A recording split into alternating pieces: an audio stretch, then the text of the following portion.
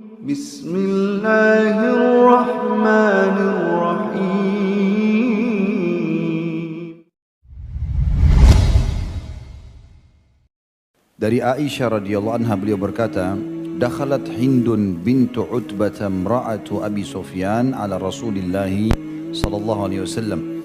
فقالت يا رسول الله إن أبا سفيان رجل شحيح لا يعطيني من النفقة ما يكفيني ويكفي بني إلا ما أخذت من ماله بغير علمه فهل علي في ذلك من جناح فقال صلى الله عليه وسلم خذي من ماله بالمعروف ما يكفيك ويكفي بنيك." Hadis ini riwayat Bukhari jadi 3 halaman 103, Imam Muslim jadi 3 halaman 1338. Terjemahannya, Aisyah berkata radhiyallahu anha, Hindun binti Utbah, istri Abu Sufyan, masuk menemui Rasulullah sallallahu alaihi wasallam. Lalu dia berkata, "Wahai Rasulullah, sesungguhnya Abu Sufyan adalah orang yang kikir. Dia tidak memberiku nafkah yang cukup untukku dan anak-anakku, kecuali sebagian hartanya yang aku ambil tanpa sepengetahuannya. Apakah aku berdosa dalam hal tersebut?" Maka beliau sallallahu alaihi wasallam bersabda, "Ambillah dari hartanya dengan cara yang baik, yang cukup untukmu dan anak-anakmu." Hadis ini menjelaskan kepada kita tentang hukum wajibnya nafkah dari seorang suami kepada istrinya. Juga tentu masuk dalam kewajiban nafkah adalah orang tua kepada anaknya. Kalau anak laki-laki sampai balik, selebihnya sunnah. Kemudian kalau anak perempuan sampai menikah.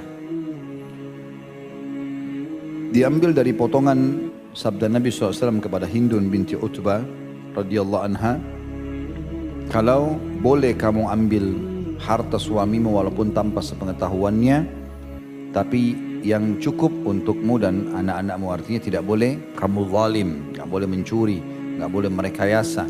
Memang kebutuhan makan hari ini misalnya 100 ribu, ya sudah 100 ribu. Kalau suaminya tidak mau tahu dia makan dari mana, atau dia hanya memberikan 10 ribu atau 20 ribu sementara kebutuhan 100 ribu dan dia punya kemampuan si suami, maka di sini boleh si istri mengambil uang yang 80 ribu menggenapkan kebutuhan dasarnya. Kalau lebih berarti dia berdosa. Dan ini keluar hukum tentang wajibnya nafkah dari laki-laki, dari suami kepada istrinya. Dan ini juga terjadi bolehnya mengambil harta suami bila keadaan suaminya seperti keadaan Abu Sufyan. Di sini disebutkan cirinya. Inna Aba Sufyan rajulun syahih. Sesungguhnya Abu Sufyan seorang laki-laki yang sangat kikir. La yu'tini minan nafaqati ma yakfini wa yakfi baniyah. Dia tidak memberiku nafkah yang mencukupiku dan anak-anakku. Kalau syarat ini terpenuhi dari suami, dia pelit. Artinya pelit ini orang kaya tapi dia tidak kasih. Tidak masuk dalam pelit kalau orang tidak punya baru dia tidak kasih. Misalnya kalau suaminya, ibu sekalian, kebutuhan ibu sehari 100 ribu, dia hanya mampu dapat 20 ribu, sudah berusaha kerja sana sini, ini tidak boleh. Kita bebankan suami lebih daripada kemampuannya. La yukallifullahu nafsan illa usaha. Allah sendiri tidak bebankan hamba-hambanya apa yang di luar kemampuannya. Walaupun kuasa Allah subhanahu wa ta'ala, bila Allah amanahkan satu istri, maka Allah akan berikan nafkah sesuai dengan istri itu.